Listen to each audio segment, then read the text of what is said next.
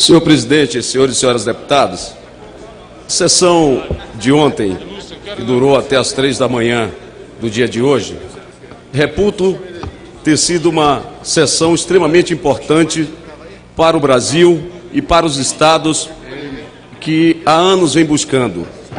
uma renegociação das suas respectivas dívidas e com o projeto, mas sobretudo a subemenda substitutiva global, tendo como relator o experiente deputado Espiridião Amin, propiciou nesta casa um amplo debate em torno do tema da renegociação da dívida dos estados. Fundamental, senhor presidente, e eu quero aqui dizer que enquanto muitos apontam como uma condição da expansão fiscal adotada pelo governo atual e que ela, sem sombra de dúvidas, acena para um controle fiscal mais rígido, demonstrando ao mercado condições novas e, por isso, gerando a possibilidade de uma aposta de maiores investimentos em razão deste controle e desse ajuste que se pratica, eu poderia afirmar que o resultado da negociação, do amplo debate aqui exercitado entre todos nós, quem ganha são os estados, mas não ganham os estados completamente, porque ainda há uma parte dos estados, meu caro Espiridião Amin, que não foram plenamente contemplados com o esforço realizado por Vossa Excelência para dar, sobretudo aos estados do Norte e Nordeste, a condição necessária para que eles saiam da tunga em que se encontram, num processo de remuneração das suas dívidas que beira a uma banca oficial e que por isso mesmo é necessário que nós tenhamos ainda, complementarmente ao esforço de Vossa Excelência, este compromisso do governo para que os estados do Norte e Nordeste sejam mais beneficiados do que até o presente momento tem sido. Mas esse esforço é parte de um compromisso político de todos nós com o Brasil, é parte do compromisso político de todos nós com o desenvolvimento nacional a partir do que os estados são capazes, com controle da sua economia, com controle das suas dívidas, realizar e garantir por ela condições de maiores investimentos. Portanto, aqui ontem nós demos um passo extremamente importante. Havia, obviamente, muitos que estavam a espancar a integralidade da proposta apresentada por Vossa Excelência. E nós próprios do PSB,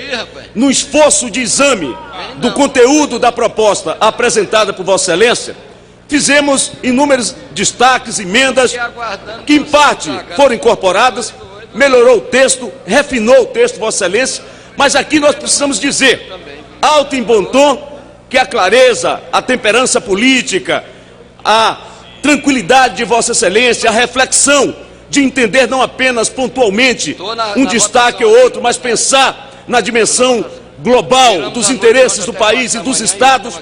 nos propiciou chegar a um texto que reputo ter sido um texto absolutamente equilibrado e necessário para a conjuntura que nós estamos enfrentando, uma conjuntura adversa e que precisa desse gesto do Estado brasileiro. Nós não estamos fazendo uma medida para um governo ou para outro governo. Nós não estamos fazendo uma medida para aquele ou aquela governador ou governadora. É uma medida saneadora para o Estado brasileiro que interessa à nação brasileira. E, portanto, eu tenho aqui de dizer a Vossa Excelência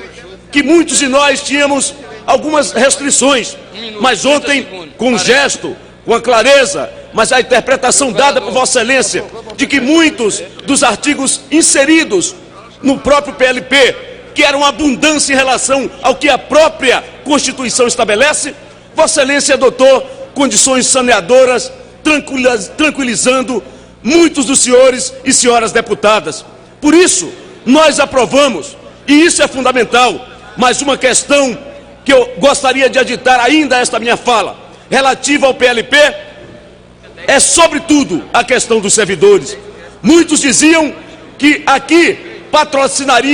patrocinaríamos uma tunga aos servidores públicos estaduais, de que estaria sendo aqui adotado um congelamento do subteto estabelecido para os servidores. Ao término desse debate, com a presença dos servidores,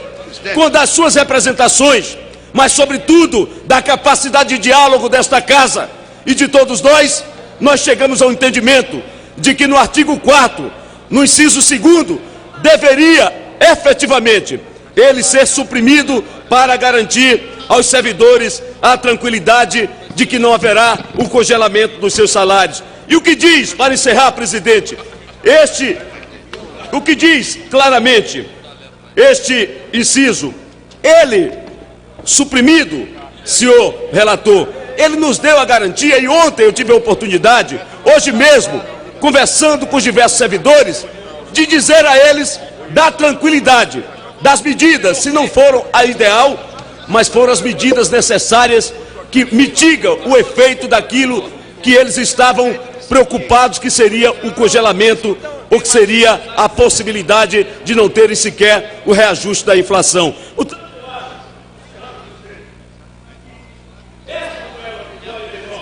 É uma vitória do debate, de um consenso que nós construímos aqui, um consenso progressivo. E por isso, relator, eu quero parabenizar e ressaltar aos servidores públicos dos estados que estão protegidos com essa medida, com a supressão do inciso 2º do parágrafo 4º.